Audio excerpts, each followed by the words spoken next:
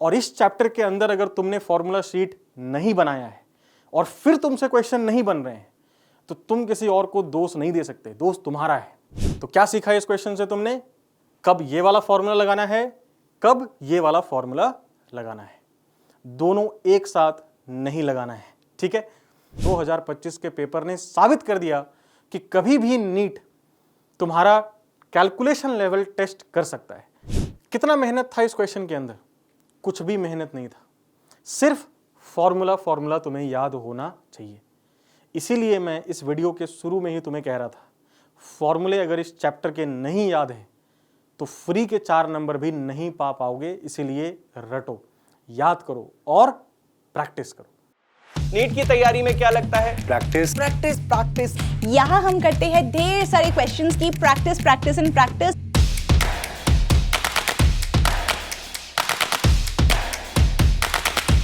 हर साल एक क्वेश्चन आता ही आता है। जितने भी क्वेश्चंस इंपॉर्टेंट हैं, आ सकते हैं और अभी तक आए हैं प्रीवियस ईयर में। IITS 2 हुआ था क्लास 12 के बच्चों के लिए, आज हम उसी का पेपर डिस्कस करने वाले हैं। Let's try and let me just give you a simple trick to solve this question. ये सेशन के बाद आप लोग इस वीडियो के डिस्क्रिप्शन में जाइए, वहां पर एक लिंक मिलेगा बच्चों, उस लिंक पर जाइए, आपको और भी बहुत सारे डिफरेंट टाइप्स ऑफ क्वेश्चंस देखने को मिलेंगे, आप प्रैक्टिस कर सकते हो। राइट?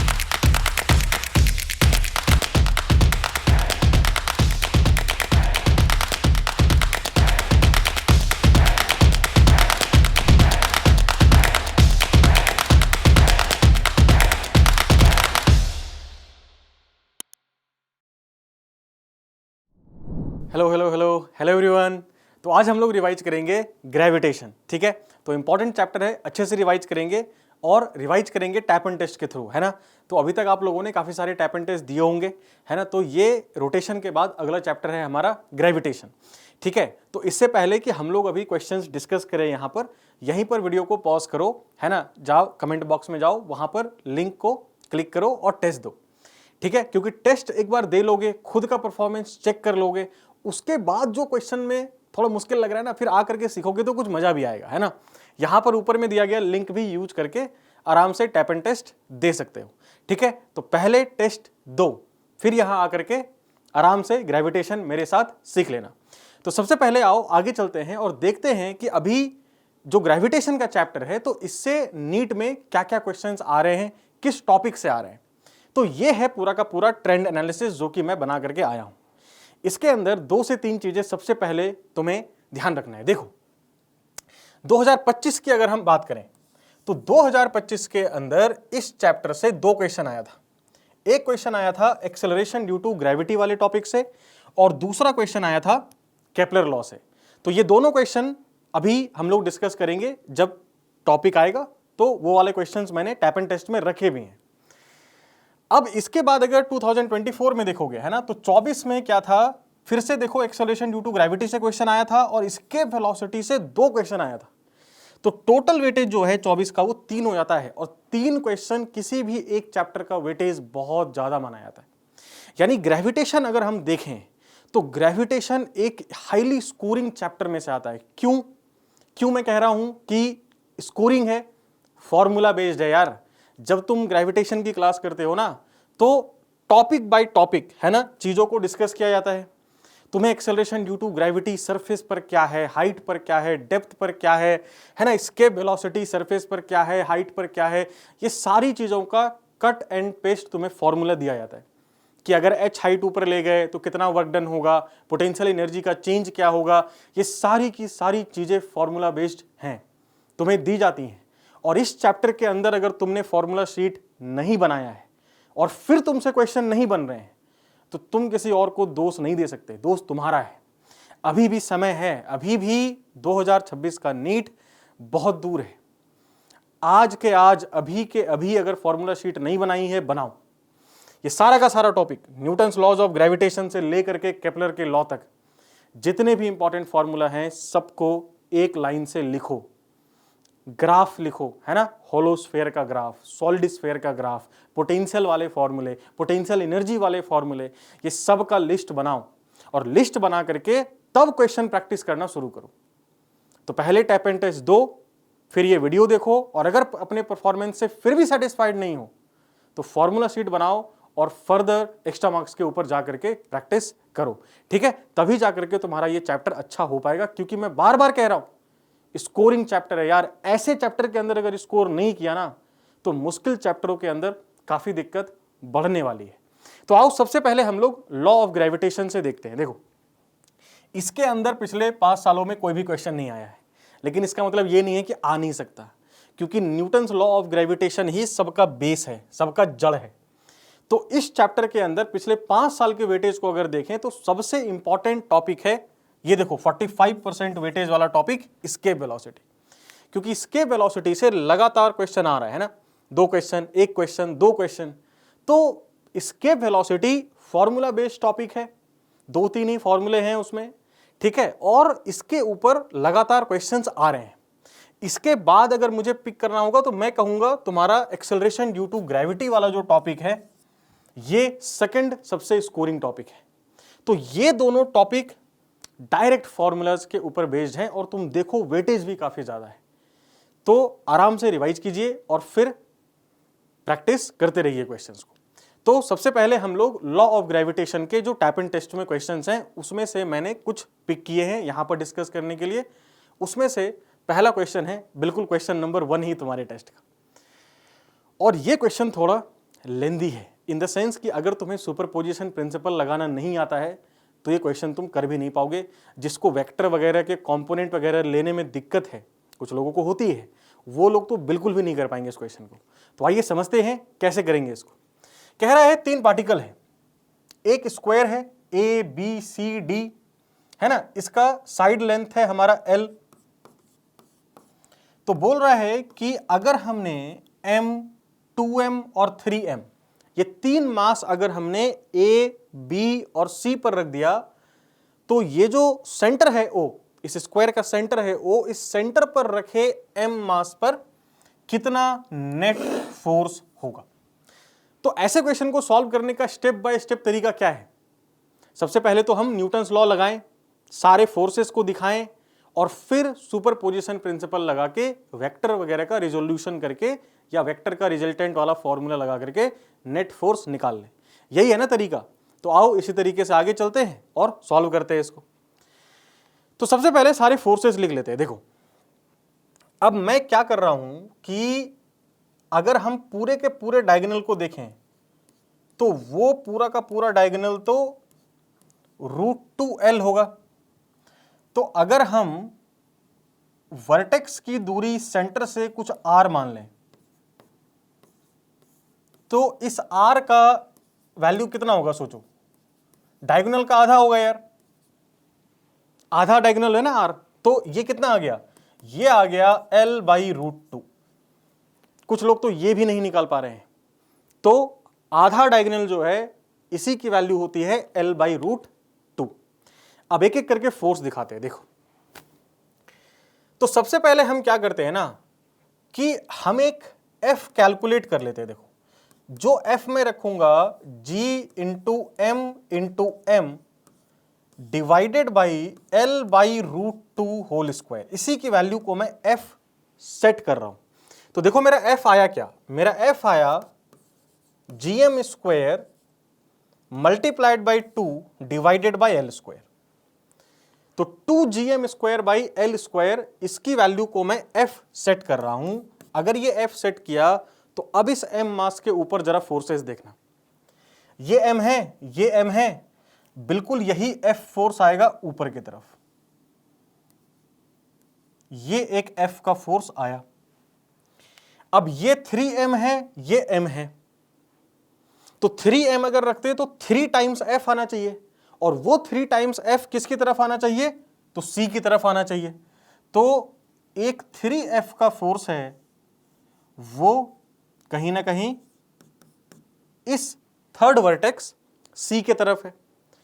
फिर ये M है, ये 2M है, तो 2F का फोर्स आएगा इन दोनों के बीच में। ये 2F किधर होगा? B के तरफ होगा यार। तो एक 2F का फोर्स आया और ये 2F का फोर्स है B के तरफ। अब ये जो 3 फोर्स आया F, 3F और 2F, इन्हीं 3 फोर्सेस का रिजल्टेंट अगर तुमने निकाल लिया तो क्वेश्चन बन गया। तो बना लेते हैं। ये 3F, ये 2F, ये F। अब ध्यान से देखना,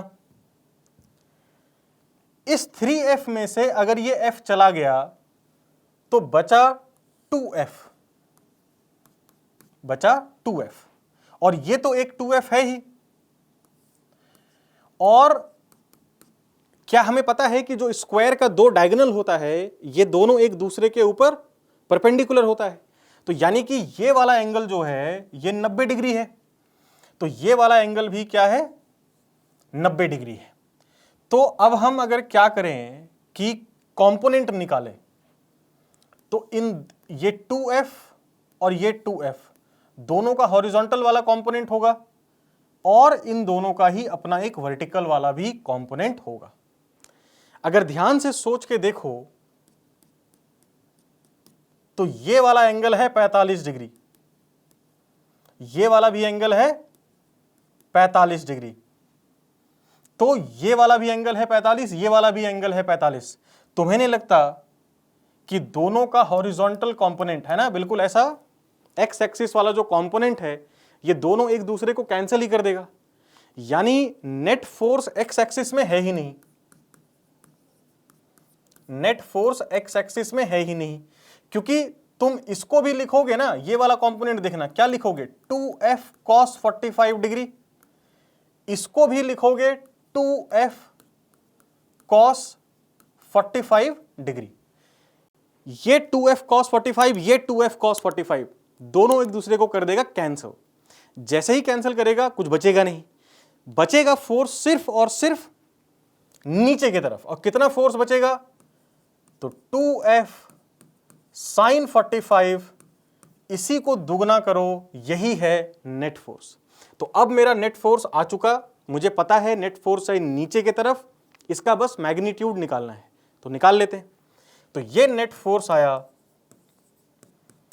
2f, f को रख देते हैं, देखो 2gm square divided by L square, sine 45 जो है ये है 1/√2 और ये 2 तो यहां पर अपना है ही, ठीक है। तो ये आ गया, ध्यान से देखो, तो ये √2 से बन गया ये √2, तो हमारे पास बच गया 4√2 gm square by L square. ये है अपना final answer, 4√2 gm square by L square. D option हमारा आंसर आ चुका। तो अब जरा सोचो इस क्वेश्चन के अंदर क्या क्या करना था। पहले तो तुम्हें सारे फोर्सेस सही से लिखने थे। कुछ लोग क्या करते हैं ना, ये 2, 3 ये सब में कहीं ना कहीं गलतियां हो जाती हैं, ये नहीं करना था। दूसरा कि तुम्हें ये वाला वेक्टर का जो एनालिसिस है ये करने आना चाहिए। अगर इसमें कंफ्यूजन है कि कंपोनेंट वगैरह लेने में दिक्कत हो रही है तो अभी के अभी help me solve it use करो। यही लेंदी क्वेश्चन हमारे पोर्टल पे जाकर के जब डालोगे तो हेल्प मी सॉल्व इट का एक फीचर हमने लॉन्च किया है, जिसके अंदर स्टेप बाय स्टेप कितना भी बड़ा क्वेश्चन हो उसका स्टेप बाय स्टेप सॉल्यूशन मिलेगा। तो मान लो पूरे सॉल्यूशन में दिक्कत नहीं है, अब न्यूटन्स लॉ ऑफ ग्रेविटेशन में फॉर्मूला लगाने में किसी को दिक्कत नहीं होता है कि gm1 m2 by r square में दिक्कत हो रहा है, किसी को नहीं होता है। दिक्कत होता है जब ऐसी कॉम्प्लिकेटेड चीजें आ जाएं। तो जिस भी स्टेप में दिक्कत आ रहा है उस स्टेप को क्लिक करो, उसी स्टेप से जुड़े हुए कुछ कुछ छोटे छोटे और सवाल मिलेंगे, उसको अच्छे से क्लियर करो ताकि पूरा का पूरा जो क्वेश्चन है वो शुरू से लेकर के अंत तक तुम्हारा आंसर आ सके। तो इसी के लिए हेल्प मी सॉल्व इट हमारा फीचर हमने अभी लॉन्च किया है, अच्छे से यूज करो, बिल्कुल तुम्हें देखना सीखने को काफी कुछ मिलेगा। चलो अब इसके बाद अगले क्वेश्चन पे चलते हैं। अगला क्वेश्चन जो मैंने पिक किया है वो है क्वेश्चन नंबर 2, और ये भी बिल्कुल एकदम सुपरपोजिशन प्रिंसिपल के ऊपर ही क्वेश्चन है। इसके अंदर बोल रहा है कि हमारे पास 3 आइडेंटिकल स्फीयर हैं। आइडेंटिकल मतलब सेम मास है, सेम रेडियस है, तीनों को हमने इस तरीके से रखा हुआ है कि तीनों एक दूसरे को टच कर रहे हैं, बिल्कुल कर रहे हैं। कह रहा है कि अगर हम किसी भी एक स्फीयर के ऊपर नेट ग्रेविटेशनल फोर्स का मैग्नीट्यूड देखें, एक स्फीयर के ऊपर नेट ग्रेविटेशनल फोर्स का मैग्नीट्यूड देखें, तो बोल रहा है कि वो मैग्नीट्यूड है kgm square by R square. यहां पर हमसे पूछ रहा है k का वैल्यू क्या होगा। सिंपल है, सबसे पहला कॉन्सेप्ट इस क्वेश्चन का यह है कि हमें पता है कि स्फीयर के पूरे मास को उसके सेंटर पे मान सकते हैं। तो 3 स्फेयर वाला क्वेश्चन सॉल्व ही नहीं करना है, सॉल्व एक्चुअली में करना है 3 पॉइंट मास वाला क्वेश्चन, कि ये जो कैपिटल एम है उसको यहां मानेंगे, ये जो कैपिटल एम है पूरा का पूरा स्फेयर इसके सेंटर पे मानेंगे, ये जो पूरा का पूरा मास है एम इसको भी इसके पूरे सेंटर पे मानेंगे। और टेक्निकली अगर देखो तो ये जो अपना इक्विलैटरल ट्रायंगल बन रहा है, जिस इक्विलैटरल ट्रायंगल का साइड लेंथ कितना है बच्चा 2r, तो ये जो 2r साइड लेंथ वाला इक्विलैटरल ट्रायंगल बना जिसके तीनों वर्टेक्स पर m मास रखा हुआ है, क्वेश्चन यही है, इसी को सॉल्व करना है। इसी में से कोई एक मास लेंगे भी, इसके ऊपर बाकी दोनों मास का फोर्स लिखेंगे और उसी का रिजल्टेंट निकालेंगे और कंपेयर करेंगे इस फॉर्मेट से, k का वैल्यू अपने आप निकल करके आ जाएगा। करें सॉल्व, करते हैं, आ जाओ। तो अब अगर हम देखें तो मान लो सबसे पहले मैं फिर से f का वैल्यू सेट कर रहा हूं, तो मान लो f का वैल्यू यहां पर हमने सेट किया g into m divided by side length क्या है 2r है, तो 2r का होल स्क्वायर, तो ये आ गया g capital M square divided by 4r square. ये वैल्यू मैंने सेट कर दी f की, और ये f जो है अब अगर देखें तो ये f मान लो मैं b पे नेट फोर्स निकाल रहा हूं, तो b को c खींच रहा होगा f से, b को c खींच रहा है f से, और b को a भी खींच रहा है f से। ये दोनों फोर्स क्या है f है, और ये दोनों f के बीच का एंगल कितना है, तो 60 डिग्री है ना, इक्विलैटरल ट्रायंगल वाला ये वाला एंगल 60 डिग्री होगा। तो अब हमें सिंपल वेक्टर वाला फॉर्मूला लगाना है, parallelogram law of vector addition का फॉर्मूला लगाना है और फाइनल आंसर तक पहुंच जाना है। तो नेट फोर्स हो गया, पैरेललोग्राम लॉ का फॉर्मूला याद है ना, under root of a square plus B square plus 2ab cos theta. तो रखो f square plus f square plus 2f square into 1/2, क्यों 1/2, क्योंकि cos 60 की जो वैल्यू है वो 1/2 ही होती है। तो ये 1/2 ये 1/2 उड़ गया, नेट फोर्स आया √3f, f के वैल्यू कुछ सेट किए थे gm square by 4r square, रखो उठा करके, तो √3 into gm square by 4r square. अगर इसको कंपेयर करना है k gm square by r square से, तो यहां पे k का वैल्यू देखो कितना बच गया, √3/4। यही है हमारा फाइनल आंसर, देखो √3/4। तो सिंपल है, स्फेयर का क्वेश्चन ये था ही नहीं, स्फेयर के क्वेश्चन को ट्रायंगल के क्वेश्चन में कन्वर्ट करना था और फिर उसके बाद हमें सॉल्व करके फाइनल आंसर तक पहुंच जाना था। तो मैंने बताया था ना कि न्यूटन्स लॉ ऑफ ग्रेविटेशन से पिछले 5 सालों में डायरेक्ट क्वेश्चन नहीं आया है, लेकिन बिना न्यूटन्स लॉ ऑफ ग्रेविटेशन का यूज किए बाकी कोई टॉपिक समझ भी तो नहीं सकते। अब एक्सेलरेशन ड्यू टू ग्रेविटी बिना इस लॉ को यूज किए कैसे समझ सकते हैं? तो इस टॉपिक का रिवीजन करते रहना बहुत जरूरी है, और इसीलिए टैप एंड टेस्ट में इस टॉपिक के क्वेश्चंस रखे हैं। और टैप एंड टेस्ट का फायदा भी यही है कि जस्ट बिकॉज पिछले 5 साल में किसी एक टॉपिक से क्वेश्चन नहीं आया, इसका मतलब ये कोई गारंटी नहीं कि अगले साल भी नहीं आएगा। जैसे कि हो सकता है कि किसी भी साल एक्सेलरेशन ड्यू टू ग्रेविटी पे क्वेश्चन नहीं आया, इसका मतलब ये नहीं कि अगले साल नहीं हो सकता या अगले के अगले साल नहीं आ सकता, ऐसा कुछ भी नहीं है। तो पूरे सिलेबस को सीरियसली लेना है। हाँ, जिस पे वेटेज ज़्यादा है उस पे थोड़ा ज़्यादा ध्यान देना है, जिस पे थोड़ा कम वेटेज है उसको हम उतनी बार हो सकता है रिवाइज ना करें या उतना अच्छे से हम उसको सीरियसली ना लें, लेकिन छोड़ना कुछ भी नहीं है, पूरे सिलेबस को प्रिपेयर करना है। क्योंकि कब किस टॉपिक से क्वेश्चन आ जाएगा ये सिर्फ पेपर बनाने वाले को पता होता है, और इसीलिए टैप एंड टेस्ट बनाते समय इस बात का ध्यान रखा गया है कि जिस भी चैप्टर के जो भी टॉपिक्स हैं उसके क्वेश्चंस जरूर हों। हाँ, जिसका वेटेज ज़्यादा है उसके ज़्यादा क्वेश्चंस मिलेंगे तुम्हें, और जिसका वेटेज कम है तो उस पर थोड़े कम क्वेश्चंस मिलेंगे। तो बिल्कुल एकदम जो नीट का पैटर्न है ना, उसको एकदम अच्छे से डिटेल में स्टडी करने के बाद ही टैप एंड टेस्ट बनाया गया है।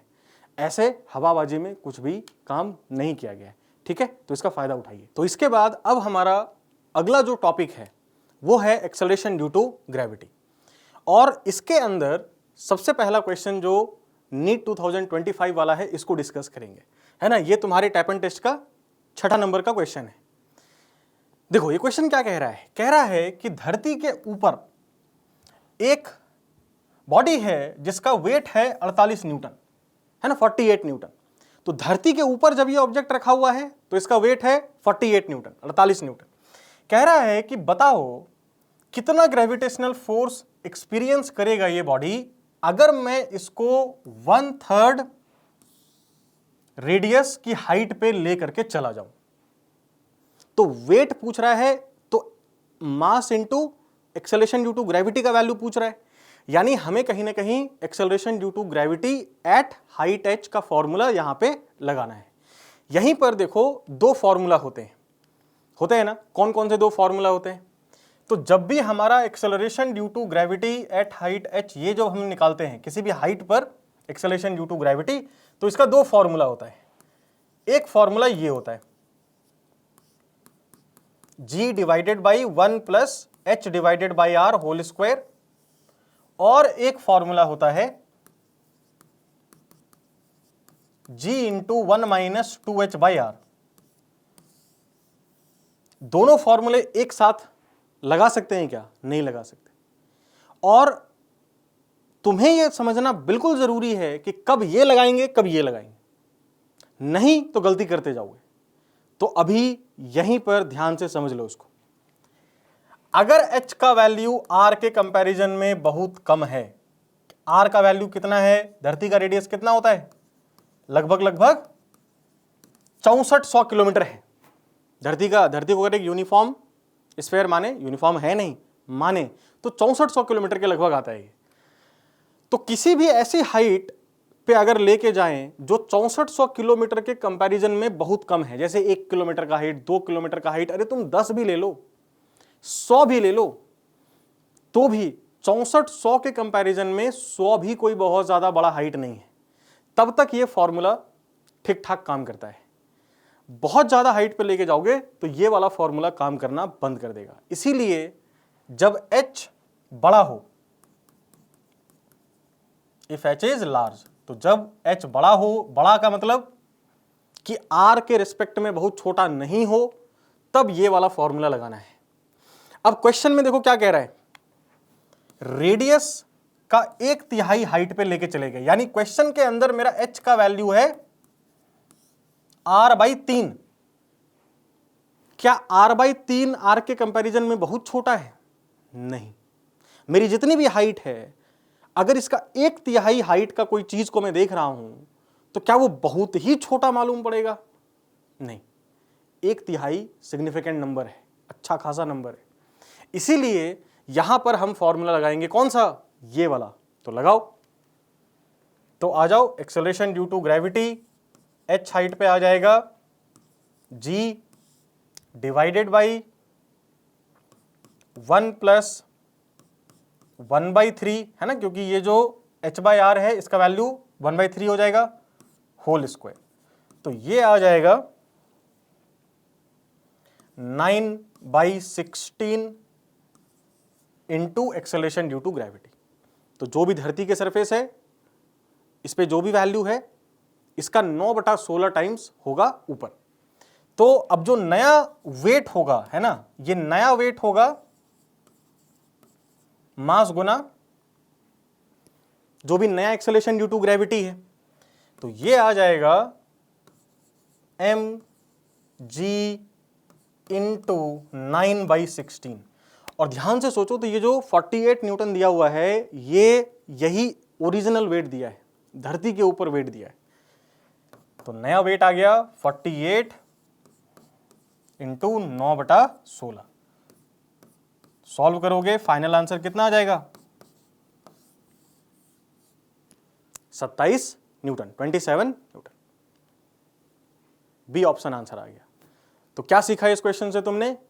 कब ये वाला फॉर्मूला लगाना है, कब ये वाला फॉर्मूला लगाना है, दोनों एक साथ नहीं लगाना है। ठीक है, अब इसके बाद जो अगला क्वेश्चन है वो है नीट 2024 का, और ये क्वेश्चन काफी अच्छा है। देखो क्या रहा है, कह रहा है कि एक ऑब्जेक्ट है 100 किलो का, ये ए से बी पे गिर के आ गया।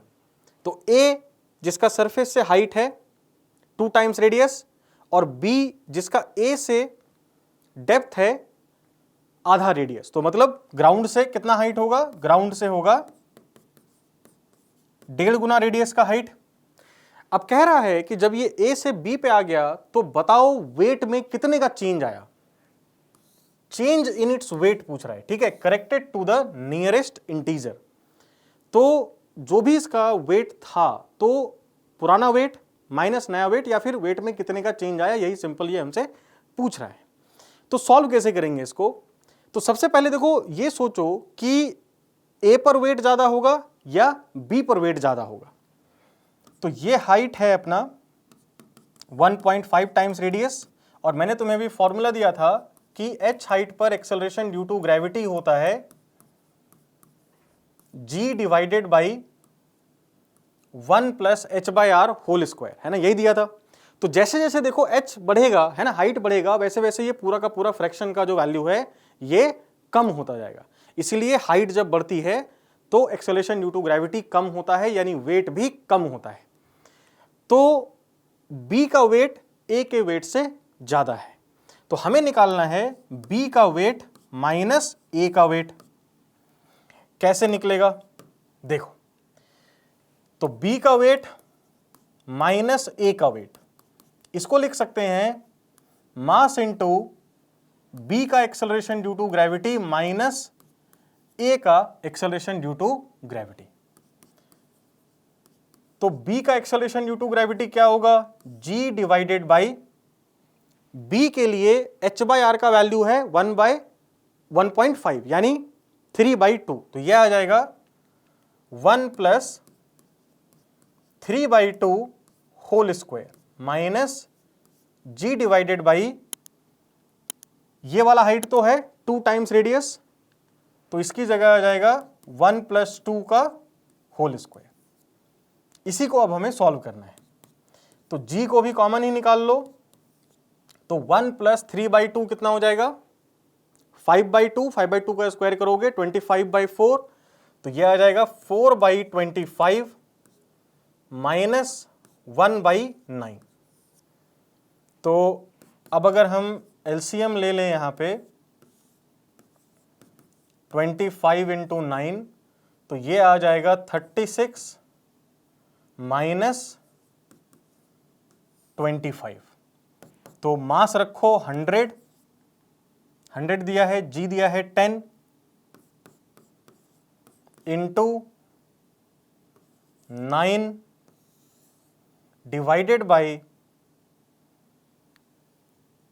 ये आएगा 11 डिवाइडेड बाई 25 इंटू 9। तो अगर इसको सॉल्व करोगे तो ये आ जाएगा 11 इंटू 4 44,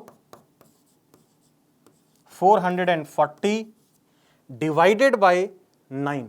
तो ध्यान से देखो, तो 50 से हल्का सा कम इसका वैल्यू आ रहा है। तो अगर हम ऑप्शंस में देखें तो सबसे जो क्लोजेस्ट ऑप्शन है वो है 49, तो इसको हम लोग अप्रॉक्सीमेटली लिख सकते हैं 49 न्यूटन, और यही हमसे पूछ रहा था WB माइनस WA। तो मैं इस क्वेश्चन को अच्छा इसलिए भी रेट करता हूं क्योंकि इसके अंदर कैलकुलेशन मिस्टेक होने के बहुत चांसेस हैं, कि अगर तुम्हें ये फॉर्मूला पता भी है, तुमने सब कुछ सही से भी कर लिया, तो लास्ट में भी आकर के किसी न किसी स्टेप में यूजुअली कैलकुलेशन मिस्टेक तुमसे हो सकती है। और कैलकुलेशन मिस्टेक को खत्म करने का एक ही तरीका है प्रैक्टिस प्रैक्टिस प्रैक्टिस। जितना ज़्यादा प्रैक्टिस करोगे उतना कम तुम्हारा कैलकुलेशन मिस्टेक होगा। तुम्हारे कैलकुलेशन मिस्टेक्स भी प्रिडिक्टेबल होने लगेंगे कि मैं जल्दी जल्दी में cos 30 को 1/2 लिख देता हूँ। ये बहुत सारे लोग करते हैं। cos 30 को 1/2 लिखने वाली बीमारी अगर किसी को है, तो जब ये कई बार गलती तुम करोगे ना, तो तुम्हें पता चल जाएगा, फिर तुम अगले बार यही गलती नहीं करोगे। इसीलिए टैप एंड टेस्ट देना बहुत ज़रूरी है, क्योंकि ऐसे जो भी क्वेश्चंस चुने गए हैं तुम्हें ये सारी गलतियां तुम्हारी उजागर कर देंगे, है ना, एकदम बिल्कुल सरफेस पर ला देंगे। जो भी तुम्हारा जल्दी जल्दी में गलती करने की आदत है वो बिल्कुल पूरे तरीके से एक्सपोज हो जाएगी, तो तुम उससे सीख सकते हो और आगे आने वाले एग्जाम्स में गलती नहीं कर सकते हो। चलिए अगला क्वेश्चन, नीट 2024। तो नीट 2024 में एक्सेलरेशन ड्यू टू ग्रेविटी से आने वाला ये दूसरा क्वेश्चन है। ये वाला पिछले वाले से काफी आसान है, इसके अंदर सिर्फ फॉर्मूला लगाना है और कुछ नहीं है। कह रहा है एक प्लेनेट है जिसका मास है धरती के मास का 1/10 और इसका डायमीटर जो है वो धरती के डायमीटर का ठीक आधा है। तो बताओ उस प्लैनेट के ऊपर एक्सेलरेशन ड्यू टू ग्रेविटी की वैल्यू इनमें से क्या रही होगी। तो आइए सॉल्व करते हैं इसको। तो हमें पता है कि एक्सेलरेशन ड्यू टू ग्रेविटी, अगर हम सरफेस की बात करें तो किसी भी प्लैनेट के लिए होता है gm/r², gm/r²। तो इसीलिए अगर हम acceleration due to gravity planet divided by acceleration due to gravity earth निकालें तो ये आएगा मास प्लैनेट का डिवाइडेड बाय मास अर्थ का इनटू रेडियस अर्थ का डिवाइडेड बाय रेडियस प्लैनेट का होल स्क्वायर। इससे हम लोग इसको सॉल्व कर सकते हैं। तो देखो यहां पर हमें प्लैनेट का मास जो है वो 1/10 दिया है, तो 1/10 ले लिए इसको। फिर बोल रहा है कि प्लैनेट का डायमीटर धरती का डायमीटर का आधा है, तो रेडियस भी आधा है।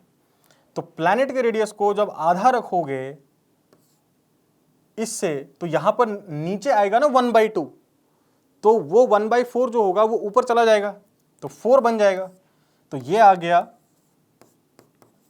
2/5। तो अब अगर हमें प्लैनेट का acceleration due to gravity calculate करना है तो इसके लिए हम ले लेंगे 2/5 इंटू, इसको अगर 9.8 ले लोगे तो ये आ जाएगा 19.6 डिवाइडेड बाय 5।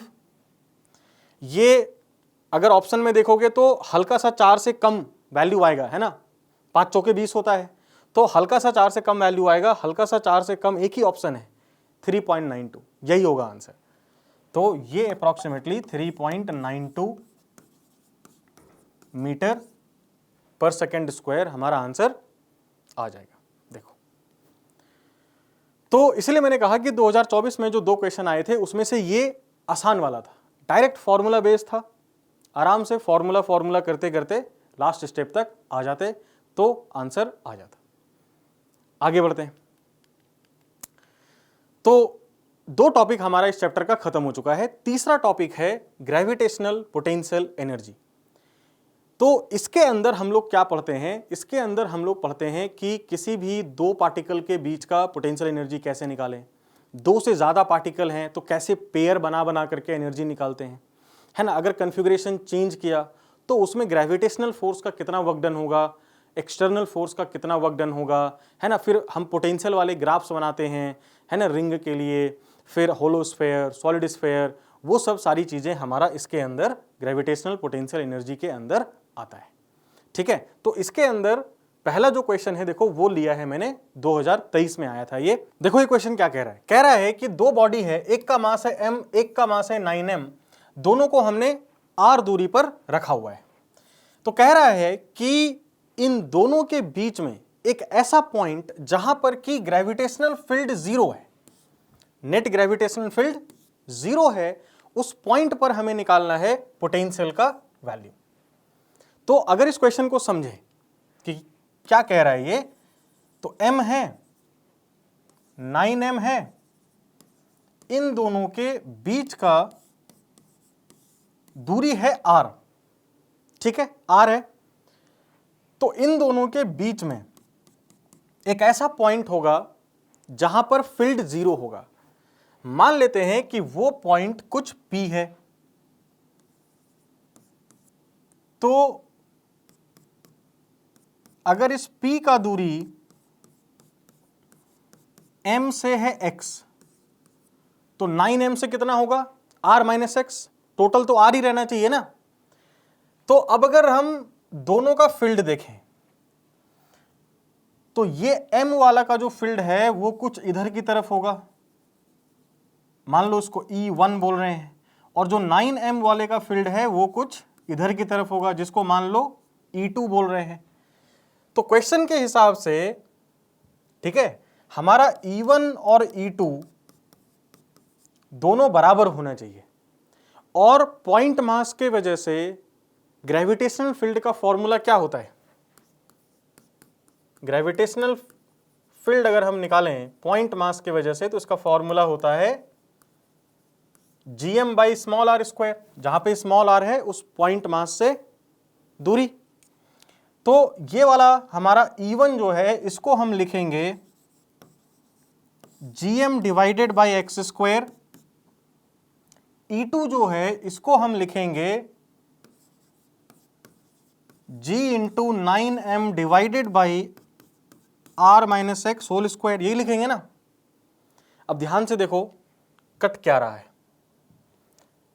जी जी गया, एम एम गया, यहां से आया 1 बाई एक्स का जो वैल्यू है या 1 बाई एक्स स्क्वायर का जो वैल्यू है ये 9 by R minus X whole square के बराबर है।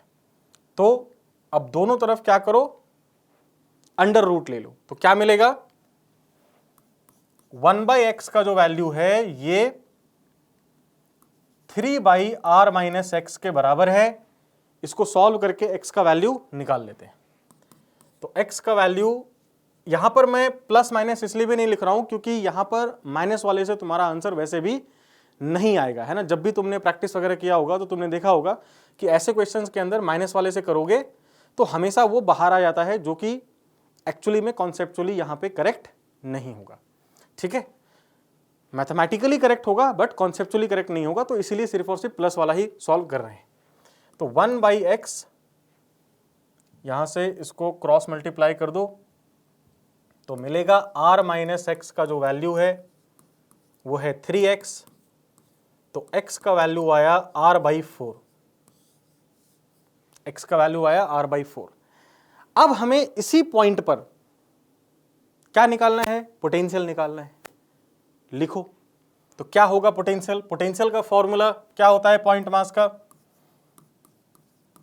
तो पॉइंट मास के वजह से पोटेंशियल का फॉर्मूला होता है minus GM by R. Minus बहुत सारे लोग भूल जाते हैं, माइनस नहीं भूलना है।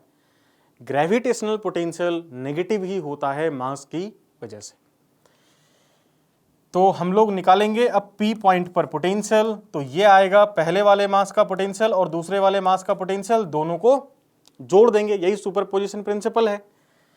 तो लिखेंगे इसको minus GM divided by X minus G into 9m divided by R minus x.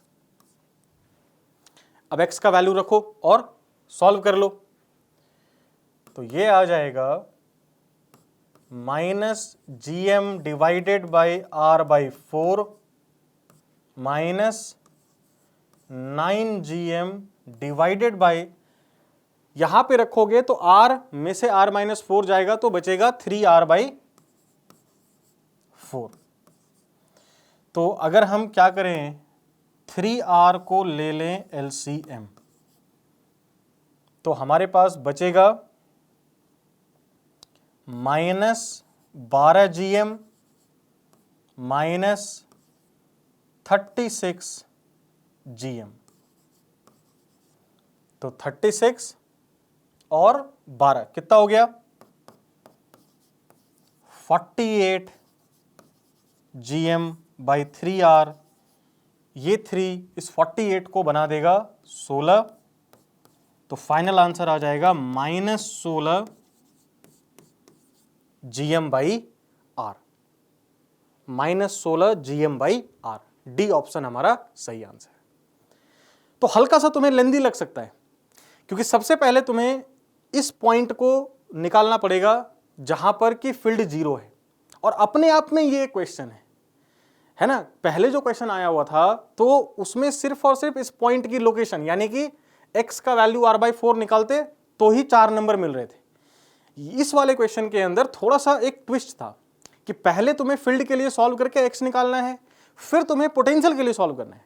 तो कहीं ना कहीं थोड़ा ज्यादा मेहनत करवा रहा है ये वाला सवाल कि दो अलग अलग छोटे छोटे क्वेश्चन को सॉल्व करके तब जाकर के यहां पर तुम्हारा एक क्वेश्चन बन रहा है और तब जाके तुम 4 मार्क्स पा रहे हो। तो कभी कभी ऐसे लेंदी क्वेश्चन आते हैं और 2025 के पेपर ने साबित कर दिया कि कभी भी नीट तुम्हारा कैलकुलेशन लेवल टेस्ट कर सकता है। ऐसा नहीं है कि बिल्कुल तुम हल्के में ले सकते हो अपने कैलकुलेशन को, और इसीलिए तुम्हें हेल्प मी सॉल्व इट का यूज करना चाहिए।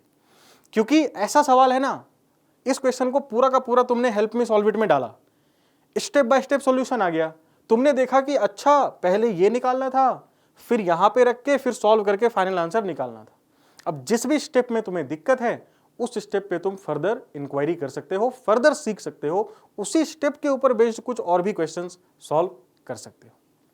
तो टैप एंड टेस्ट और हेल्प मी सॉल्व इट ढंग से यूज करो और देखो क्या मजा आता है, कैसे तुम्हारा जो लेवल है वो बिल्कुल एकदम धीरे धीरे धीरे धीरे धीरे धीरे धीरे धीरे जैसे बैटरी चार्ज नहीं होती है कि नीचे से बिल्कुल एकदम हरा हरा हरा हरा होते होते ऊपर जा रहा है, वैसे ही तुम्हारा भी कॉन्फिडेंस और एक्चुअली में स्कोर वो भी चार्ज होना शुरू हो जाएगा। आगे बढ़ते हैं, अगला क्वेश्चन देखो। कह रहा है कि हमारे पास 3 पार्टिकल है, तीनों का मास है कैपिटल M, और बोल रहा है कि तीनों को हमने एक इक्विलैटरल ट्रायंगल के साइड पे रखा जिसका साइड लेंथ है A। तो कह रहा है कि सबसे पहले पूछा कि बताओ इस सिस्टम का पोटेंशियल एनर्जी क्या होगा। दूसरा पूछ रहा है कि अगर अब इस ट्रायंगल का साइड हमें चेंज करके 2a करना है, पहले a है, अगर साइड लेंथ 2a करना है तो बताओ इस प्रोसेस में कितना वर्क डन करना पड़ेगा। अब work done by gravitational force नहीं लिखा है तो हम कौन सा वर्क निकालेंगे, एक्सटर्नल फोर्स वाला वर्क डन निकालेंगे। और ये वर्क डन वाले क्वेश्चन बहुत आते हैं। यहां पर तुम्हें यही समझना है कि जब भी वो पूछे एक्सटर्नल फोर्स का वर्क डन ये चेंज इन पोटेंशियल एनर्जी के बराबर होता है, यानी इसको final energy minus initial energy लिख सकते हैं। जब भी वो बोले कंजर्वेटिव फोर्स का वर्क डन बताओ, जैसे अगर यहीं पर पूछा होता कि ग्रेविटेशनल फोर्स का वर्क डन बताओ तो ठीक इसका नेगेटिव वाला आंसर आता, क्योंकि जो कंजर्वेटिव फोर्स का वर्क डन है ये माइनस डेल्टा यू होता है, यानी कि ये initial potential energy minus final potential energy के बराबर होता है। ठीक है, तो आइए अब सबसे पहले पोटेंशियल एनर्जी निकालेंगे, इनिशियल वाला, फिर फाइनल वाला, और फिर इस फॉर्मूले में रख के वर्क डन निकाल लेंगे। फिर से मल्टीपल स्टेप्स है। तो सबसे पहले अगर हम देखें तो जो ट्रायंगल हमारे पास है ये मास है m, ये मास है, चलो कैपिटल M ही ले लो, क्वेश्चन में कैपिटल M ही दिया हुआ है, तो ये है m, ये है m, ये है m, साइड लेंथ है a। तो अगर ध्यान से देखो तो इनिशियल पोटेंशियल एनर्जी क्या आएगा, यहां पर 3 पेयर हैं अपने पास, एक ये वाला पेयर, एक ये वाला पेयर और एक ये वाला पेयर, यही 3 पेयर है ना। इन्हीं तीनों पेयर की एनर्जी निकालो, जोड़ दो, तो ये आ जाएगा 3 into GM² by 3 into GM² divided by A, और एक माइनस साइन भी आएगा। क्यों? क्योंकि यहां पर एक और फॉर्मूला है कि दो मास के बीच का पोटेंशियल एनर्जी जो है वो माइनस GM1m2 बाय R होता है। ये पोटेंशियल एनर्जी जब भी दूरी फाइनाइट है तो हमेशा नेगेटिव ही रहेगा, और जब इनफाइनाइट दूरी हो जाएगी तो ये एनर्जी 0 हो जाएगा। ठीक है, ये तो पता ही है। अब हम लोगों ने निकाल लिया इनिशियल पोटेंशियल एनर्जी, इससे हमारा एक ऑप्शन तो आ जाएगा। ठीक है, तो ए ऑप्शन तो पहले ही एलिमिनेट हो गया क्योंकि एक आंसर आ चुका है, ये वाला भी एलिमिनेट हो गया, तो ये गया, ये गया। अब या तो आंसर ये है या तो आंसर ये है। अब कौन सा है उसके लिए पूरा का पूरा सॉल्व करना पड़ेगा, वर्क डन भी निकालना पड़ेगा। तो आइए निकालते हैं। हमारा जो फाइनल सिस्टम है उस फाइनल सिस्टम के अंदर मास तो जो था वही है, लेकिन जो साइड लेंथ है वो अब बढ़ करके 2a हो चुका है।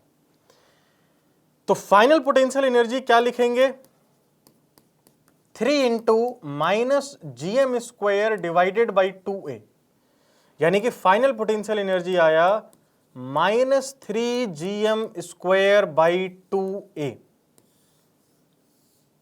तो हमारे पास फाइनल पोटेंशियल एनर्जी है, हमारे पास इनिशियल पोटेंशियल एनर्जी है, फॉर्मूला लगाओ एक्सटर्नल वर्क डन वाला। तो एक्सटर्नल वर्क डन होगा final potential energy minus initial potential energy, ये आया -3 GM square by 2a plus minus minus बन जाएगा प्लस, तो ये आ जाएगा plus 3 GM square by a। यहां से अगर 2a को ले लोगे LCM और 3 GM स्क्वायर को भी ले लोगे LCM, तो ये बचेगा -1 प्लस 2, तो ये वर्क डन आ जाएगा 3 GM square divided by 2a। तो मैच करोगे तो B से मैच करेगा। तो B के दोनों आंसर मैच हो रहे हैं, इनिशियल एनर्जी भी मैच हो रहा है और वर्क डन भी मैच हो रहा है। यहां पर हमारा जो है देखो स्क्वायर नहीं है ना, अगर ये स्क्वायर रहता तो डी मैच कर जाता, तो स्क्वायर मिसिंग है तो इसीलिए डी हमारा आंसर नहीं हो सकता। तो ये वाले फॉर्मूले याद रखना, क्योंकि इसके अंदर बहुत सारे बच्चे गलती करते हैं।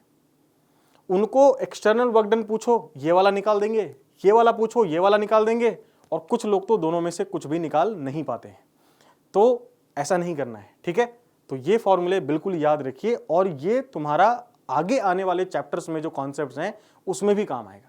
जब भी कंजर्वेटिव फोर्स का वर्क डन निकालना होगा तुम ये वाला फॉर्मूला लगा सकते हो, ठीक है।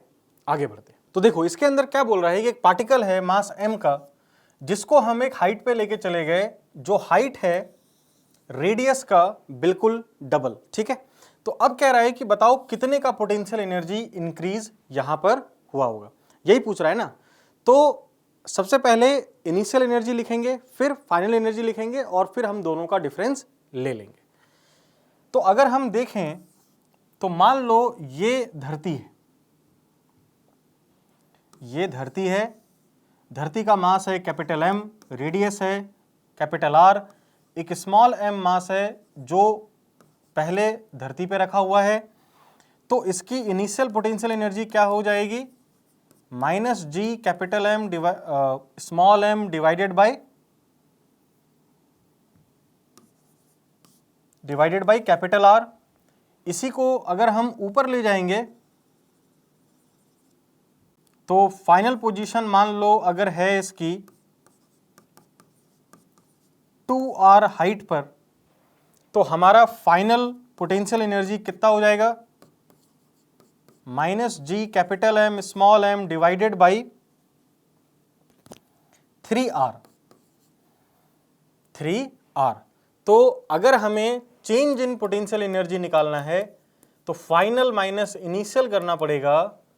इसके लिए अगर हम G capital M small m divided by R को कॉमन ही रखें तो देखो हमारे पास आएगा -1/3 प्लस 1, तो ये आ रहा है 2/3 G capital M small m divided by R। अगर हम एक R से मल्टीप्लाई और एक R से डिवाइड करें तो ये जो GM बाई R स्क्वायर है, ये किसका फॉर्मूला है, एक्सेलरेशन ड्यू टू ग्रेविटी का फॉर्मूला है। तो एक्सेलरेशन ड्यू टू ग्रेविटी होता है G capital M divided by R square. तो यहां से हमारा आंसर आ जाएगा 2/3 स्मॉल mgr, 2/3 स्मॉल mgr। और चेक करोगे ऑप्शन में तो सी ऑप्शन में ये हमारा दिया हुआ। तो सिंपल है, बस यही है, थोड़ा कैलकुलेशन वगैरह का ध्यान रखना है, ठीक है। आगे बढ़ते हैं। तो अब हम आ रहे हैं सबसे स्कोरिंग टॉपिक और सबसे हाई वेटेज वाला टॉपिक, एस्केप वेलोसिटी। तो एस्केप वेलोसिटी क्या है? तो किसी भी ऑब्जेक्ट को कितनी मिनिमम रफ्तार से फेंकूं कि धरती को छोड़ के चला जाए, कभी वापस ही ना आए, इसी को एस्केप वेलोसिटी बोलते हैं, है ना। तो आइए देखिए, ये 2024 का क्वेश्चन है, डायरेक्ट इसका फॉर्मूला है, याद रखो। एस्केप वेलोसिटी निकालनी है √2gm/r+h, जहां पर h क्या है? तो h है अगर धरती के ऊपर किसी हाइट से फेंक रहे हो तब h तुम्हारा वहां पे रखना है, नहीं तो r ही रहेगा अगर सरफेस से फेंक रहे हो। तो कह रहा है कि अगर धरती के लिए एस्केप वेलोसिटी है v, तो एक ऐसा प्लैनेट जिसका मास है 9 गुना और रेडियस है 16 गुना, उस पे कितना एस्केप वेलोसिटी होगा? डायरेक्ट फॉर्मूला बेस्ड बनाते हैं। तो अभी हमने देखा एस्केप वेलोसिटी का फॉर्मूला √2gm/r, यहां पे सरफेस से ही फेंक रहे हैं तो हाइट का वैल्यू तो 0 ही है। तो अगर अब हमें प्लैनेट का एस्केप वेलोसिटी डिवाइडेड बाय अर्थ का एस्केप वेलोसिटी करना है, तो ये कितना होना चाहिए? ये होना चाहिए √, प्लैनेट का मास डिवाइडेड बाय अर्थ का मास इनटू अर्थ का रेडियस डिवाइडेड बाय प्लैनेट का रेडियस, यही होना चाहिए ना। अब इसके अंदर फॉर्मूले रखना शुरू करो। तो अर्थ का एस्केप वेलोसिटी दिया है v, कह रहा है प्लैनेट का जो मास है वो है 9 गुना और रेडियस है 16 गुना। तो सॉल्व करोगे तो प्लैनेट का एस्केप वेलोसिटी आ जाएगा 3v/4,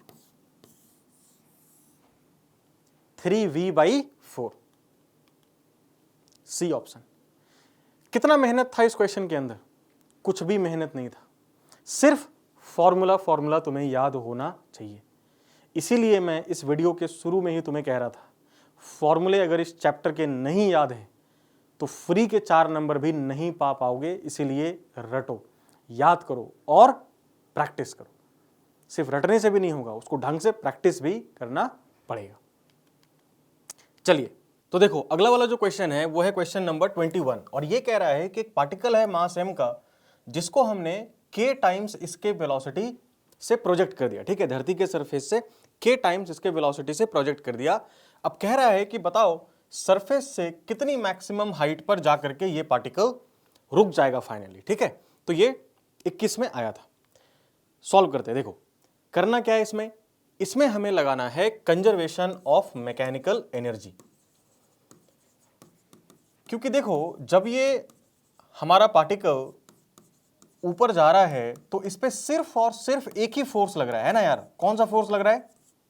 ग्रेविटेशनल फोर्स, वो भी धरती की तरफ। और ग्रेविटेशनल फोर्स अपने आप में एक कंजर्वेटिव फोर्स है। तो जब सिर्फ और सिर्फ कंजर्वेटिव फोर्स का वर्क डन हो रहा हो तो हम मैकेनिकल एनर्जी कंजर्व्ड मान सकते हैं। तो अगर इस सिचुएशन को थोड़ा समझें तो ये हमारा धरती है जिसका मास है कैपिटल M, रेडियस है r, एक पार्टिकल है स्मॉल m मास का। इसको हमने k टाइम्स एस्केप वेलोसिटी से प्रोजेक्ट कर दिया, जहां पर एस्केप वेलोसिटी अपने आप में सरफेस पे कितना होता है? √2gm/R होता है। तो ये पार्टिकल यहां से चला और कहीं पे जा करके इसकी फाइनली जो रफ्तार है वो 0 हो गई। ये हाइट हमारा h मान लेते हैं हम और इनिशियल पोजीशन सरफेस पर है। तो हमें यही h का वैल्यू निकालना है। किन किन पैरामीटर के टर्म में निकालना है? तो कैपिटल R और K के टर्म में निकालना है और देखना है कि कौन सा ऑप्शन मैच हो रहा है। लिखते हैं कंजर्वेशन ऑफ मैकेनिकल एनर्जी। देखो तो काइनेटिक एनर्जी और पोटेंशियल एनर्जी का सम इनिशियल बराबर होना चाहिए काइनेटिक एनर्जी और पोटेंशियल एनर्जी का सम फाइनल पे। तो इनिशियल काइनेटिक एनर्जी कितना हुआ? तो half into mass into velocity है k टाइम्स इसके वेलोसिटी, इसको स्क्वायर करोगे तो ये आ जाएगा k स्क्वायर इंटू इसके वेलोसिटी का स्क्वायर क्या आएगा? 2gm/R। और इनिशियल पोटेंशियल एनर्जी कितना होगा, तो minus G capital M small M divided by capital R. Final kinetic energy कितना है, 0, क्योंकि पार्टिकल यहां पर रेस्ट पे आ चुका। फाइनल पोटेंशियल एनर्जी कितना है, तो minus G capital M small M divided by capital R plus H. ये इक्वेशन बन गया। इसी को सॉल्व करेंगे, हमारा h जो है वो निकल के आ जाएगा r और k के टर्म में। देखो कैसे, g capital M small m, g capital M small m, g capital M small m पहले कट गया, ये 2 कट गया, बचा क्या, ध्यान से देखना, बचा हमारे पास k square by r minus 1 by r, मतलब k square minus 1 by r, इसकी वैल्यू है minus 1 by R plus H के। तो अगर हम क्या करें कि दोनों तरफ हम रेसिप्रोकल ले लें, तो आर बाई के स्क्वायर माइनस 1 की जो वैल्यू है ये negative of R plus H के बराबर है। तो यहां से हमारे पास एच आ जाएगा, अगर इस माइनस को इधर ले आओ और r को भी इधर ही ले आओ तो क्या बनेगा हमारे पास, ध्यान से देखना। तो इसको लिख सकते हैं ना, इसको लिख सकते हैं माइनस आर माइनस एच, तो h को इधर ले आओ और इसको इधर लेके चले जाओ, तो h आ जाएगा हमारे पास negative of r minus negative of r plus r by के स्क्वायर माइनस 1 के बराबर ये आ जाएगा। तो अगर यहां से देखें तो माइनस एच की जो वैल्यू है ये है के स्क्वायर माइनस 1, अगर हम ले लें एलसीएम, r को भी ले लें कॉमन, तो ये बचेगा के स्क्वायर माइनस 1 प्लस 1। अब ध्यान से देखो, ये माइनस 1 प्लस 1 बन गया 0, बना ना। और अगर इस माइनस को हम इस डिनोमिनेटर में एडजस्ट करें तो हमारा h का फाइनल वैल्यू क्या आ जाएगा, h का फाइनल वैल्यू आ जाएगा आर के स्क्वायर डिवाइडेड बाई 1 माइनस के स्क्वायर। ऑप्शन में मैच करते हैं, आर के स्क्वायर बाई 1 माइनस के स्क्वायर। तो इस क्वेश्चन के अंदर कॉन्सेप्चुअल लेवल पे कुछ भी मुश्किल नहीं था, बट हाँ कैलकुलेशन में तुम कई सारी गलतियां कर सकते थे। तो उम्मीद करता हूं कि तुमने नहीं की होंगी, या फिर अगर कर दी है तो कम से कम इससे सीखो। ठीक है, अगले क्वेश्चन पे चलते हैं। अगला क्वेश्चन है हमारा अब सैटेलाइट मोशन से। तो सैटेलाइट मोशन के अंदर दो टाइप की ट्रेजेक्टरी हो सकती है, एक सर्कुलर वाली और एक इलिप्टिकल वाली। इलिप्टिकल वाली हम लोग केपलर्स लॉ में पढ़ते हैं। तो अभी जो ये 2024 का क्वेश्चन है ये सर्कुलर अपना ट्रेजेक्टरी के ऊपर आया हुआ है। कह रहा है कि कितना मिनिमम एनर्जी चाहिए होगा अगर हमें एक सैटेलाइट जिसका मास है स्मॉल m, इसको अगर हमें लॉन्च करना है अर्थ के सरफेस से एक ऐसे सर्कुलर ऑर्बिट में जिसका एल्टीट्यूड है 2 टाइम्स r। यही हमें बता रहा है। तो सबसे पहले डायग्राम बना के समझते हैं कि करना क्या है। तो ये मान लो अर्थ है, इसका खुद का मास है कैपिटल M, रेडियस है कैपिटल R। एक सैटेलाइट है जिसका इनिशियल लोकेशन है सरफेस, तो सेंटर से डिस्टेंस हुआ R, और फाइनली हमें इस सैटेलाइट को भेज देना है एक ऐसे सर्कुलर ऑर्बिट में जिस सर्कुलर ऑर्बिट का एल्टीट्यूड हमें दिया हुआ है 2 टाइम्स R, और बोल रहा है कि इस पूरे के पूरे प्रोसेस में कितना मिनिमम एनर्जी रिक्वायर्ड होगा। तो ऐसे सवाल जब भी तुम्हारे सामने आए तो तुम्हारा अप्रोच क्या होना चाहिए कि तुम इस सैटेलाइट की पूरी जो मैकेनिकल एनर्जी है उसको लिखो इस लोकेशन पर, यानी इनिशियल लोकेशन पर, और फाइनल लोकेशन पर भी इसकी फाइनल अपना टोटल जो मैकेनिकल एनर्जी है वो लिखो, और जो भी इन दोनों एनर्जी का डिफरेंस है इतना ही एनर्जी सैटेलाइट को लॉन्च करने के समय तुमने दिया होगा। ठीक है, तो यही कॉन्सेप्ट है। तो इसीलिए ये जो एनर्जी रिक्वायर्ड है इसकी वैल्यू को हम लिख सकते हैं जो भी फाइनल टोटल एनर्जी है माइनस जो भी इनिशियल टोटल एनर्जी था। अब यहां पर एक छोटा सा फॉर्मूला जो तुम्हें याद होना चाहिए वो है ऑर्बिटल वेलोसिटी का। तो ऑर्बिटल वेलोसिटी क्या होता है? Under root of gm by capital R plus small h, है ना। तो ये ऑर्बिटल वेलोसिटी के बारे में एक फेमस पॉइंट ये है कि ऑर्बिटल वेलोसिटी सैटेलाइट के मास पर डिपेंड नहीं करता, प्लैनेट के मास पर डिपेंड करता है, यानी यहां पर अर्थ के मास पर डिपेंड करेगा। अब सॉल्व करते हैं। तो फाइनल एनर्जी अगर हम लिखें तो फाइनल एनर्जी फाइनल लोकेशन पर काइनेटिक एनर्जी कितना होगा? तो half into small m into G capital M divided by 3R, H को रख देंगे 2 टाइम्स R। पोटेंशियल एनर्जी कितना होगा? तो minus G capital M small m divided by 3R। Initial location पर जो हमारा काइनेटिक एनर्जी है वो तो कुछ था नहीं, हमने पोटेंशियल एनर्जी यहां पर देखी है, तो हम लिख लेंगे पोटेंशियल एनर्जी यहां पर minus G capital M small m divided by R। अब इसी को हमें सॉल्व करना है। जो भी ये डिफरेंस होगा यहां पर इक्वल टू नहीं आएगा, ये तुम्हारा नेगेटिव में हम रखेंगे, ठीक है। तो ये अपना एक्सप्रेशन हमें कैलकुलेट करना है और हमारा आंसर आ जाएगा। तो देखो क्या आएगा, थोड़ा इसको सिंप्लीफाई करते हैं। तो आ रहा है G capital M small m divided by 6R minus G capital M small m divided by 3R plus G capital M small m divided by R। यहां से अगर मैं 6R को कॉमन ले लूं और जी कैपिटल M स्मॉल m को भी कॉमन ले लूं तो क्या बचेगा? यहां पर बचेगा 1 माइनस 2 प्लस यहां से आ जाएगा हमारे पास 6। तो 6 1 7 7 में से 2 गया 5, हमारा आंसर आ जाएगा 5G capital M small m divided by 6R। Match करो 5G capital M small m by 6R। तो क्या करना था? अब इसी क्वेश्चन में तुम्हें यहां पर बाइंडिंग एनर्जी भी पूछ सकता था। यहां पर पूछा है कितना एनर्जी चाहिए लॉन्च करने के लिए। इसी टाइप में कई बार नीट ने बाइंडिंग एनर्जी के क्वेश्चंस भी पूछे हैं। तो इसीलिए तुम हमारे पोर्टल पे जाकर के बाइंडिंग एनर्जी के क्वेश्चंस प्रैक्टिस कर लो, क्योंकि अभी से 5 साल के अंदर बाइंडिंग एनर्जी पे क्वेश्चन नहीं आया है। इसलिए मुझे लग रहा है कि अगले 5 साल में बाइंडिंग एनर्जी पर पक्का एक बार नीट क्वेश्चन पूछेगा, क्योंकि सैटेलाइट मोशन के अंदर सबसे ज्यादा जो न्यूमेरिकल्स आज तक आए हैं वो 2 ही टॉपिक पे आता है, एक ऑर्बिटल वेलोसिटी के ऊपर और दूसरा एनर्जी डिस्कशन के ऊपर, ठीक है। तो आगे बढ़ते हैं। अगला क्वेश्चन देखो 2023 में आया है, तो लगातार क्वेश्चंस आ रहे हैं।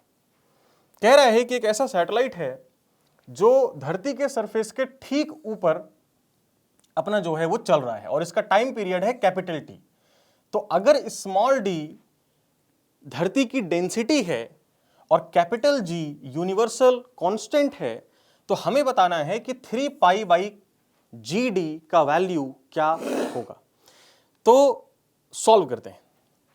तो अगर कोई भी सैटेलाइट धरती के सरफेस के बिल्कुल क्लोज ही है तो इसका ऑर्बिटल रेडियस लगभग हम धरती के रेडियस के बराबर मान सकते हैं, ठीक है। तो हमारा ऑर्बिटल स्पीड कितना आएगा? Under root of gm by r आ जाएगा। तो हमें टाइम पीरियड कैपिटल T चाहिए, है ना। टाइम पीरियड क्या होता है? टाइम पीरियड होता है सर्कमफेरेंस डिवाइडेड बाई स्पीड। तो रखो, तो 2 pi r divided by under root of gm और यहां पर तुम्हारा एक अंडर रूट r ऊपर चला जाएगा, यानी इसको लिख सकते हैं 2 pi r to the power 3/2 divided by under root of gm। तो अब अगर दोनों साइड स्क्वायर करें तो दोनों साइड स्क्वायर करने पे मिलेगा टी स्क्वायर जो है ये आ जाएगा 4 pi square r cube divided by gm, जहां पर हम मास को डेंसिटी के टर्म में लिख सकते हैं, है ना। डेंसिटी इंटू वॉल्यूम, वॉल्यूम हो जाएगा 4/3 पाई r क्यूब, ठीक है। तो रखो इसको, देखो मास को यहां पर रखो। तो टी स्क्वायर आ गया 4 pi square R cube divided by G into 4 pi D R cube into 3। अब अगर सॉल्व करें तो 4 पाई से 4 और पाई कट गया, आर क्यूब से आर क्यूब कट गया, यानी कि टी स्क्वायर का वैल्यू आ गया 3 pi by G D, 3 pi by G D. ध्यान से देखो तो क्वेश्चन इसी 3 पाई बाई जी डी का वैल्यू पूछ रहा था। टी स्क्वायर सी ऑप्शन अपना आंसर है। कुछ भी नहीं था इसमें, बस तुम्हें ऑर्बिटल स्पीड से शुरू करके यहां पर टाइम पीरियड तक पहुंचना था, फिर स्क्वायर करते ही तुम्हें दिख जाता कि जो पूछ रहा है वो सीधा मिल रहा है।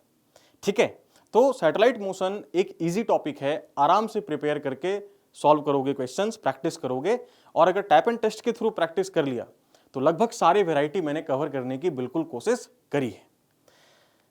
अगला जो है ये फाइनल टॉपिक है इस चैप्टर का, केपलर्स लॉज, है ना, इसको लॉज ऑफ प्लैनेटरी मोशन भी बोल सकते हैं। तो 3 लॉ है केपलर के, पहला ऑर्बिट वाला, दूसरा एरिया वाला, और तीसरा हमारा टाइम पीरियड वाला। तो तीनों तुम्हें अच्छे से समझ में आना चाहिए। तीनों के ऊपर थ्योरेटिकल क्वेश्चंस और न्यूमेरिकल क्वेश्चंस आ चुके हैं अगर नीट का हिस्ट्री देखोगे। तो पहला जो क्वेश्चन मैंने उठाया है यहां पर वो बिल्कुल इसी साल का है, 25 में ही आया। इस क्वेश्चन में कह रहा है कि जो मार्सन ऑर्बिट है, मार्स का ऑर्बिट है सन के अराउंड, इसका रेडियस 4 गुना है मरकरी के ऑर्बिट के रेडियस के। तो मरकरी और मार्स की बात कर रहा है। कह रहा है कि अगर मार्स पर एक साल में 687 अर्थ डेज होते हैं तो बताओ कि मरकरी पर एक साल में कितने धरती के दिन होते होंगे। ठीक है, तो यहां पर सिंपल सा हमें जो थर्ड लॉ है वो लगाना है कि जो टी स्क्वायर है ये डायरेक्टली प्रोपोर्शनल होता है आर क्यूब के। तो यहां पर अगर मैं मार्स का रेडियस देखूं तो ये कह रहा है कि 4 टाइम्स है मरकरी के रेडियस के, और जो हमारा टाइम मार्स का दे रहा है ये वो 687 दे रहा है। तो बोल रहा है कि बताओ कितना टाइम पीरियड होगा मरकरी का, मरकरी का। तो अगर हम लिखें तो क्या लिख सकते हैं, देखो, time period of Mars upon time period of mercury का जो स्क्वायर है इसका वैल्यू किसके बराबर होना चाहिए? इसका वैल्यू होना चाहिए radius of Mars divided by radius of mercury cube के। अब मार्स का रेडियस जो है वो 4 टाइम्स है, तो इसको क्या हम लोग 4 क्यूब लिख सकते हैं? यस, 4 क्यूब हो जाएगा 64। तो अगर दोनों साइड अब स्क्वायर रूट ले लो तो तुम्हें मिलेगा कि जो मार्स का टाइम पीरियड है ये आ जाएगा मरकरी का time period divided by 8। Mercury का time period divided by 8। Mercury का टाइम पीरियड कितना दिया है बच्चा? 687। तो 687 को 8 से जब डिवाइड करोगे तो अप्रॉक्सीमेटली ये वैल्यू तुम्हारा 8 इंटू 8 64, अप्रॉक्सीमेटली ये 86 डेज आ रहा है। लेकिन ऑप्शन में अगर देखोगे तो 86 नहीं है। तो जब भी ऑप्शन में एग्जैक्ट वैल्यू ना दिखे तो क्लोजेस्ट वैल्यू सेलेक्ट करना है, और क्लोजेस्ट वैल्यू यहां पर 88 अर्थ डे आ रहा है। तो नीट ने भी इस साल 88 ही आंसर दिया था, और ये तुम मान लो कि सारे कॉम्पिटिटिव एग्जाम का एक रूल है कि जब भी एग्जैक्ट वैल्यू मैच न करे तो तुम्हें हमेशा क्लोजेस्ट वैल्यू के लिए जाना चाहिए। समझ गए? ऐसी ऐसी चीजें तुम तभी फाइंड आउट कर पाओगे जब तुम बहुत सारे टेस्ट लिखोगे, और इसीलिए हम लोग भी तुम्हारे लिए ये प्रैक्टिस फोकस्ड सारे डिस्कशन कर रहे हैं ताकि ऐसे जो छोटे छोटी चीजें हैं ये तुम्हें क्लैरिटी के साथ पता चल सके। अब अगला जो क्वेश्चन है ये 2018 में आया था। ये बिल्कुल कॉन्सेप्चुअल है, इसमें कुछ भी कैलकुलेशन नहीं करना। अगर तुमने केपलर्स लॉ ढंग से पढ़े हैं तो तुरंत ही बन जाएगा। कह रहा है कि एक प्लैनेट है जो इलिप्टिकल ऑर्बिट में घूम रहा है। 3 पोजीशन दिखाई इसने, ए पेरीहिलियन का पॉइंट, सी एफिलियन का पॉइंट, और बी कोई जनरल पॉइंट।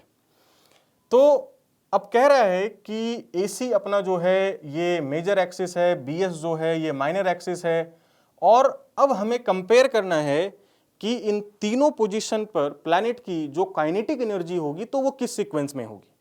तो एक चीज समझो कि जब भी प्लैनेट सूरज के चारों तरफ घूम रहा है किसी भी रफ्तार से, किसी भी रेडियल डिस्टेंस पर, तो जो भी ग्रेविटेशनल फोर्स लग रहा है वो ग्रेविटेशनल फोर्स सन के पोजीशन से ही पास हो रहा है। इसलिए सन के अबाउट जो टॉर्क है इस प्लैनेट के ऊपर वो टॉर्क 0 होता है।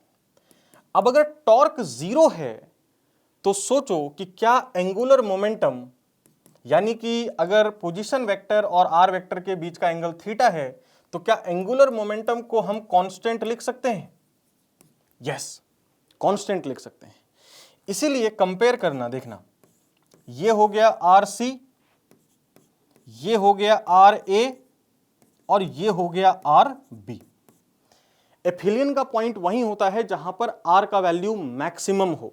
तो RC सबसे बड़ा है, उससे छोटा होगा कुछ बीच का दूरी वाला ये B, और पेरीहिलियन जो पॉइंट है वो सन के सबसे क्लोजेस्ट पॉइंट को बोला जाता है। तो RC, RB, RA। तो जो वेलोसिटी होगा, आप सोचो कि अगर एंगुलर मोमेंटम कांस्टेंट रह रहा है तो जैसे जैसे R बढ़ेगा वैसे वैसे वेलोसिटी कम होनी चाहिए। इसीलिए जो पेरीहिलियन है वहां पर प्लैनेट सबसे फास्ट स्पीड से चल रहा होता है। तो हम लिखेंगे कि A पर वेलोसिटी होगी सबसे ज्यादा, फिर होगी B पर, और सबसे कम होगा C पर। अब प्लैनेट का मास चेंज हो नहीं रहा है, जो स्पीड का ऑर्डर है यही काइनेटिक एनर्जी का भी ऑर्डर होना चाहिए। तो A का काइनेटिक एनर्जी ज्यादा है B के काइनेटिक एनर्जी से, जो ज्यादा है C के काइनेटिक एनर्जी से। तो चेक करें ABC, ABC। तो सिंपल कॉन्सेप्ट लगाना था, है ना। जब हम लॉ ऑफ एरियाज डिस्कस करते हैं तो उसके अंदर एंगुलर मोमेंटम कंजर्वेशन तुम्हें एक्सप्लेन करते ही हैं। तो इसीलिए रिवीजन और प्रैक्टिस करते रहोगे तो ऐसे क्वेश्चन बिना पेन उठाए भी बना सकते हो। तो आज के इस ग्रेविटेशन के टैप एंड टेस्ट के डिस्कशन में इतना ही। अगला जो चैप्टर मैं लेकर के आने वाला हूं वो है मैकेनिकल प्रॉपर्टीज ऑफ सॉलिड्स। तो अभी के अभी जो सॉलिड्स के इंपॉर्टेंट टॉपिक्स हैं, इंपॉर्टेंट फॉर्मूले हैं, उनको रिवाइज करना शुरू कर दो, ताकि जैसे ही मैं टैप एंड टेस्ट लॉन्च करूं वैसे ही तुम उस टैप एंड टेस्ट को दो, अपना परफॉर्मेंस जज करो, और फिर मेरे डिस्कशन को देख करके जो भी नई नई चीजें सीख सकते हो वो एग्जाम के पहले सीख लो। तो आज के लिए इतना ही, फिर से मिलेंगे अगले वीडियो में। तब तक के लिए पढ़ते रहिए, मुस्कुराते रहिए। Thank you very much.